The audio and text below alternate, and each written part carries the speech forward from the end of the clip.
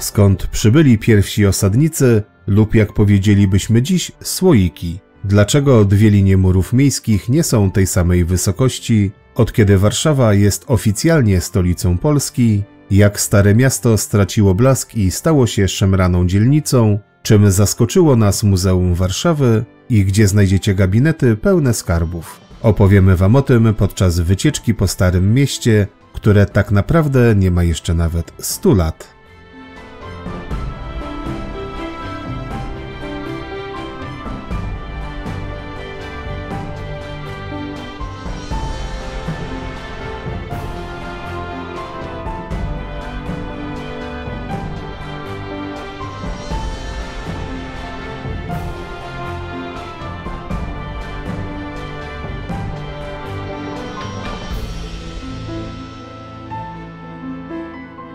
Zabieramy was dziś na wycieczkę po niezwykłej dzielnicy, która ma niespełna 100 lat i już została wpisana na listę Światowego Dziedzictwa UNESCO. Odwiedzamy Stare Miasto w stolicy Polski, Warszawie, choć niektórzy wolą nazywać je Starówką. Jest to nie tylko jedno z najpiękniejszych, ale i najważniejszych historycznie miejsc w stolicy, gdzie znajdują się barwne kamieniczki, wąskie uliczki, reprezentacyjne kościoły, a także historyczne place i rynki. To strefa pełna klimatu i historii, choć oryginalnych zabytków jest tam jak na lekarstwo. Sprawdźcie z nami, jakie atrakcje kryje Stare Miasto w Warszawie i co warto tam zobaczyć.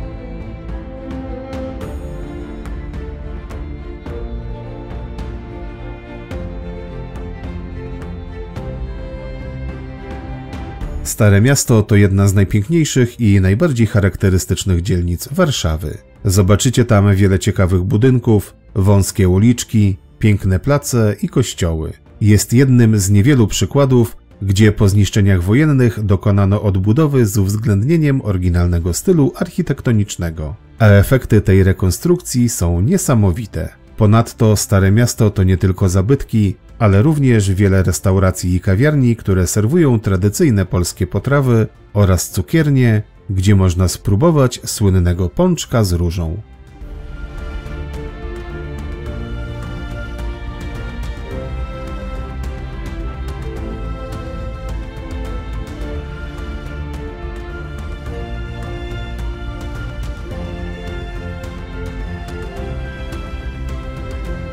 Początki osadnictwa na terenie dzisiejszej Starówki datowane są na XIII wiek, lecz wcześniej istniały już inne osady położone na terenie obecnego miasta stołecznego. Założycielem Starej Warszawy był prawdopodobnie książę mazowiecki i płocki Bolesław II, który wzniósł również zamek książęcy mieszczący się w części obecnego Zamku Królewskiego. Jednak o samym zamku opowiemy wam kiedy indziej, przy okazji wycieczki po rezydencjach królewskich Warszawy. Wracając do Starego Miasta, to już w XIII stuleciu było ono otoczone wałem ziemnym, który następnie pod koniec XIV wieku zastąpiono murami miejskimi. Co do lokacji wiemy na pewno, że nastąpiła ona na przełomie XIII i XIV stulecia, jednak nie zachował się z tego aktu żaden dokument.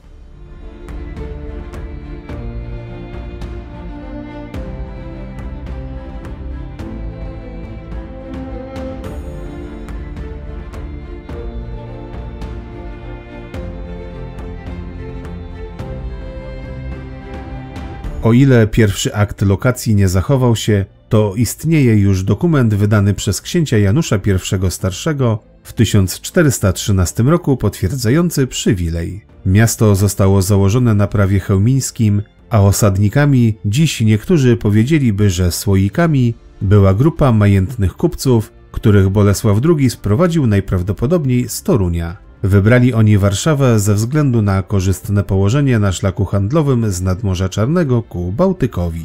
W środku miasta wytyczono plac w kształcie prostokąta, przy którym zamieszkało 40 najbogatszych osadników. Każdy z nich miał wyznaczoną działkę o wymiarach 9 na 35 metrów. Taki kształt i rozmiar działki nie był przypadkowy, gdyż pozwalał na umieszczenie znacznej ilości przylegających do siebie domów na stosunkowo niewielkim terenie, tak aby każda z nich stała frontem do rynku. Początkowo były one drewniane, lecz po pożarach w XIV wieku przekształcono je w murowane. Już w 1431 roku zakazano wznoszenia drewnianych domów w obrębie murów miejskich. Gdy w 1413 roku książę Janusz I Starszy podjął decyzję o ustanowieniu w Warszawie stolicy księstwa, rozpoczął się intensywny rozwój grodu. Pomiędzy zamkiem a rynkiem powstał sąd i kancelaria grodzka, kościół świętego Jana podniesiono do rangi kolegiaty, wybudowano łaźnie i szpital dla ubogich.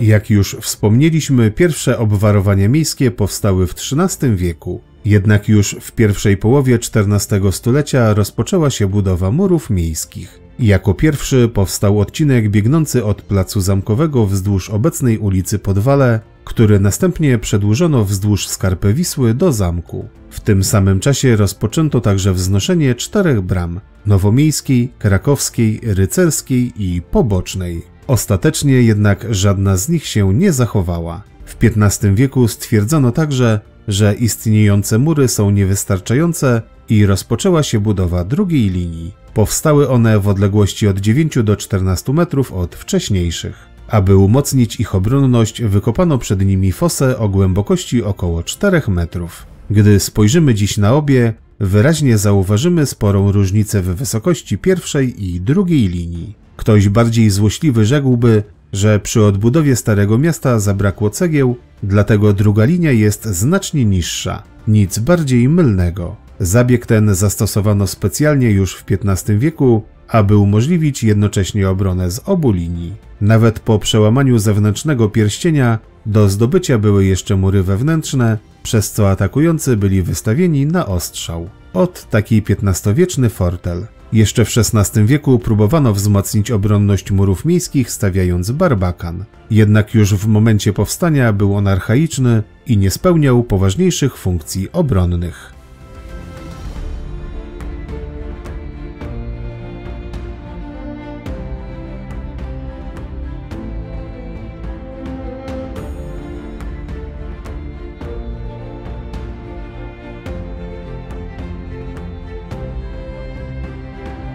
Rozwój miasta na przełomie XVI i XVII wieku był spowodowany przeprowadzką dworu i urzędów centralnych do odnowionego Zamku Królewskiego przez władców z dynastii Wazów. Choć zwykle mówi się, że to oni przenieśli stolicę do Warszawy, to nie do końca jest to prawda. Poza tym oficjalny status miasta stołecznego zyskała Warszawa dopiero w 1918 roku, natomiast zapis formalny sporządzony został dopiero w Konstytucji z 1952 roku. Za Wazów Warszawa nie została stolicą, lecz zyskała jedynie status miasta rezydencjonalnego jego królewskiej mości. W tym czasie Stare Miasto przeszło przemiany, wybrukowano ulice, a drewniane rurociągi rozprowadzały wodę pitną ze zbiorników. Ponadto stare domy zastępowano okazałymi kamienicami w stylu renesansowym, szczególnie te przy rynku i ulicy Świętojańskiej, które należały do bogatych kupców i patrycjuszy. Z czasem kamienice te zyskały kolorowe elewacje i barokowe zdobienia. Rozwój miasta spowodował również rozwój handlu luksusowymi dobrami, prowadzonego zarówno przez krajowych, jak i zagranicznych kupców, którzy coraz częściej zjeżdżali do Warszawy. W 1643 roku przy krakowskim przedmieściu stanęła z inicjatywy Władysława IV znana chyba dziś wszystkim kolumna Zygmunta. Panie, wsiądzie pan w 125, dojedzie pan na plac Zamkowy, tam jest kolumna Zygmunta III, pójdzie pan i powie mu, pan tu nie stał.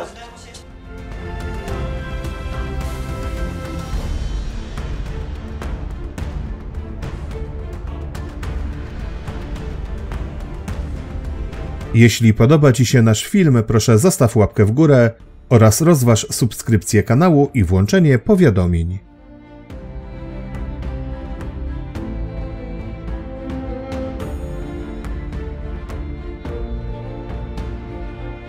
W XVIII wieku, czyli w czasach, gdy stołeczne życie zaczęło powoli przenosić się do nowych dzielnic Warszawy, Stare Miasto zaczęło tracić na znaczeniu. Kres rozwoju nastąpił jednak dopiero w 1795 roku wraz z upadkiem Polski. Wtedy też Starówka zaczęła stopniowo zmieniać się w dzielnicę biedoty, drobnych rzemieślników i prostytucji. Kolejne lata przyniosły rozbiórkę bram, baszt i murów miejskich, co spowodowało, że Stare Miasto stało się mało znaczącą częścią stolicy, gdzie przeludnione kamienice chyliły się ku upadkowi, a zamieszkała tam ludność należała do najuboższych w mieście. Co prawda mieszkańcy podejmowali skromne próby ratowania domów, ale niestety skończyło się tylko na 2 z nich. W takim stanie Stare Miasto przetrwało do II wojny światowej, podczas której, jak wiele innych dzielnic Warszawy, zostało planowo zniszczone przez nazistów.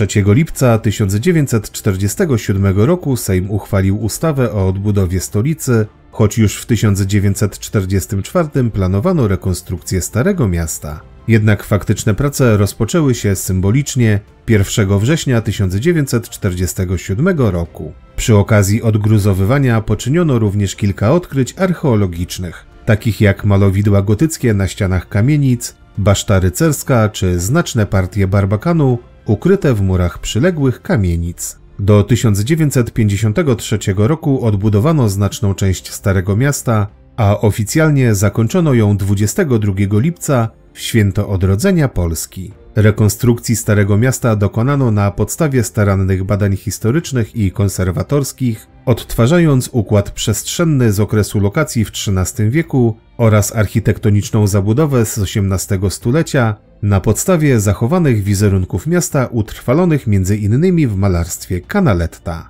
Starania mieszkańców doceniono w 1980 roku, wpisując warszawską Starówkę na listę światowego dziedzictwa UNESCO.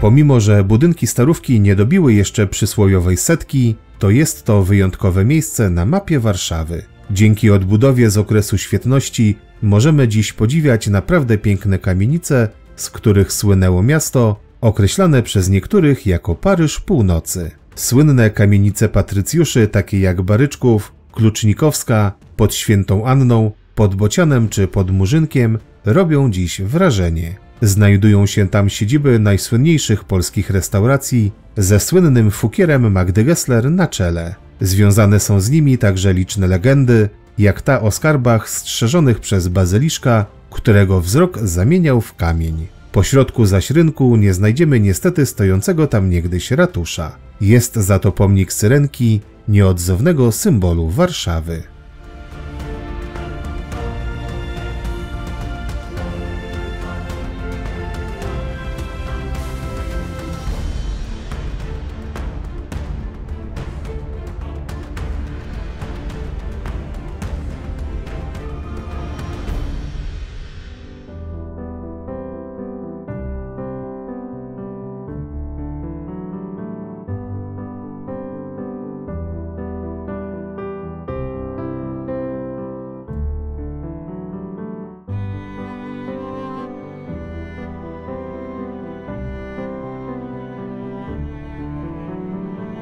Muzeum Warszawy to wystawa, która nas zaskoczyła. Zjeździliśmy już trochę Polski i szczerze powiedziawszy spodziewaliśmy się ekspozycji, która opowiada o historii miasta na przestrzeni wieków, czy to w sposób tradycyjny, czy nowoczesny, multimedialny. Jednakże tu pełne zaskoczenie i nie chodzi o to, że Muzeum Warszawy jest nieciekawe czy nienowoczesne, bo obu tych elementów tu nie brakuje. Chodzi bardziej o sposób, w jaki prowadzona jest narracja. Specyfika polega na tym, że opowiada ona historię miasta przez pryzmat rzeczy należących ongiś do mieszkańców. Dopiero po wizycie zrozumieliśmy tytuł wystawy głównej Rzeczy warszawskie, ale po kolei.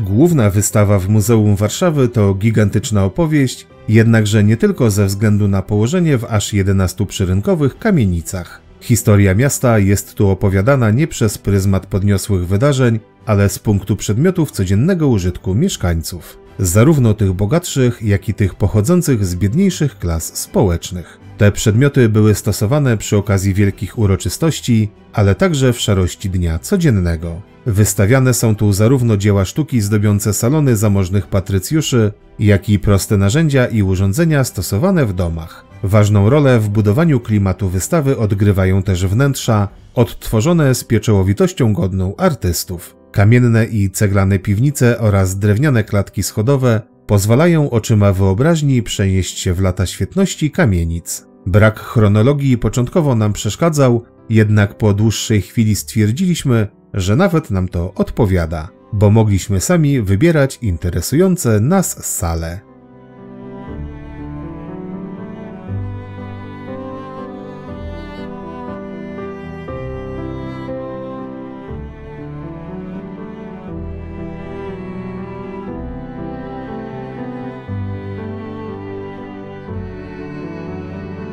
Przede wszystkim gabinetów na poszczególnych piętrach jest sporo. Począwszy od archeologicznego prezentującego znaleziska z placu Zamkowego i kamienic przy rynku, przez salę Syrenki pokazującą jak zmieniał się symbol Warszawy na przestrzeni wieków, czy gabinet pomników warszawskich z monumentami wybitnych osobistości ważnych dla Polski i miasta. Ponadto muzeum prezentuje także pokaźną kolekcję kart pocztowych przedstawiających ulice, pałace i ciekawe budynki Warszawy. Co więcej, jeśli mowa o widokach miasta, to znajdziecie tu także około 10 000 obrazów, grafik i rysunków przedstawiających stolicę oraz ludzi z nią związanych. A jak zmieniało się miasto, najlepiej sprawdzić w gabinecie planów i map. Warto również wspomnieć, że w gabinecie ubiorów zobaczycie wyroby pochodzące z najlepszych pracowni i warsztatów krawieckich.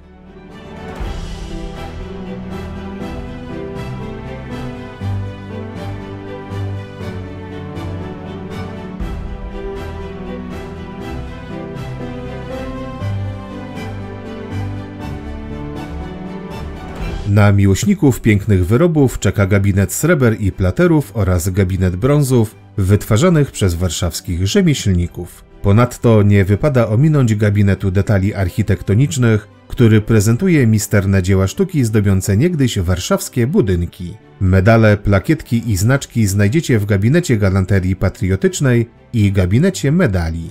Ponadto będziecie mogli docenić urodę precyzyjnie wykonanych mechanizmów i kunsztownych obudów w gabinecie zegarów warszawskich. Jednak to nie tylko rzemieślnicy stanowili o rozwoju miasta. W gabinecie opakowań firm warszawskich zobaczycie, jak rozwijał się przemysł i przekonacie się, jak wiele z tych firm można spotkać jeszcze dziś. Na zakończenie czeka Was rarytas, możliwość obejrzenia panoramy Starego Miasta z tarasu widokowego na najwyższym piętrze Muzeum Warszawy.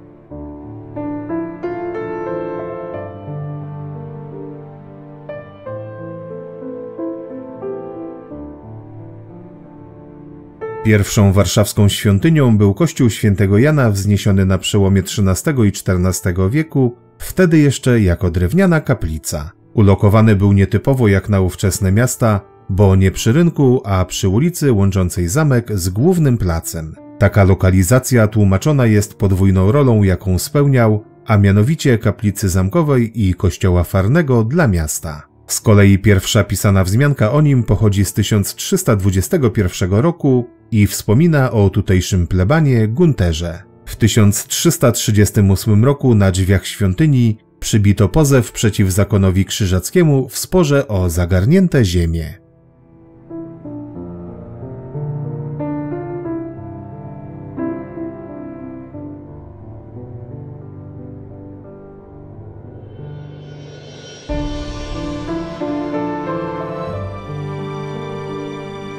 Zanim jednak Warszawa zaczęła się rozwijać, to już w 1339 roku była miejscem niezwykle ważnego w owych czasach wydarzenia. Do miasta przybyli wówczas papiescy kolektorzy, aby rozstrzygnąć spór między koroną Królestwa Polskiego a zakonem krzyżackim o bezprawne zagarnięcie Pomorza Gdańskiego i ziemi chełmińskiej. W wyniku procesu 15 września ogłoszono wyrok nakazujący zakonowi krzyżackiemu zwrot zagarniętych ziem. Niemniej jednak zakon nie zgodził się z tą decyzją i złożył apelację do władz papieskich w Awinionie, a wszystko to ogłoszono w kościele świętego Jana w Warszawie.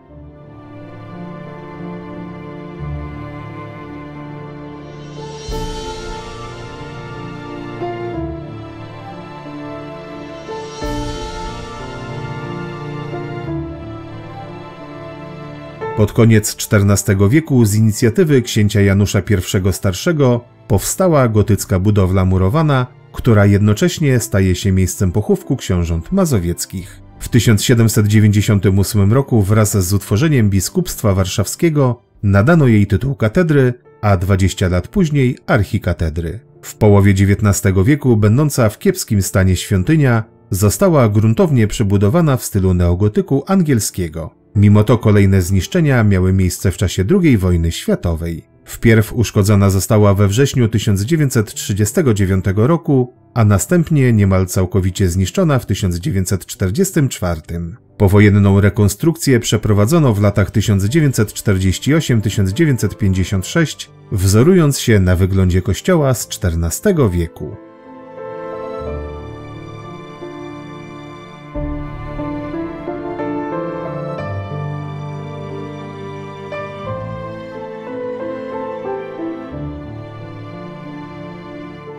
Dzięki powojennej przebudowie możemy dziś oglądać bazylikę w stylu tzw. gotyku nadwiślańskiego z nieco surowym wnętrzem i sklepieniem gwieździstym. Na uwagę zasługuje także wiele cennych dzieł sztuki, takich jak ołtarz główny z obrazem Matki Boskiej Częstochowskiej, czy barokowe stalle z drewnianymi figurami świętych, będące wotum Jana III Sobieskiego za zwycięstwo pod Wiedniem. W kościele znajduje się renesansowy nagrobek dwóch ostatnich książąt mazowieckich, Stanisława i Janusza III, wykonany w XVI wieku z czerwonego chęcińskiego marmuru, oraz barokowa kaplica w miejscu dawnego skarbca kościelnego. W kryptach bazyliki zobaczyć można grobowce książąt mazowieckich, arcybiskupów warszawskich, ostatniego króla Polski Stanisława Augusta Poniatowskiego czy pierwszego prezydenta Polski Gabriela Narutowicza.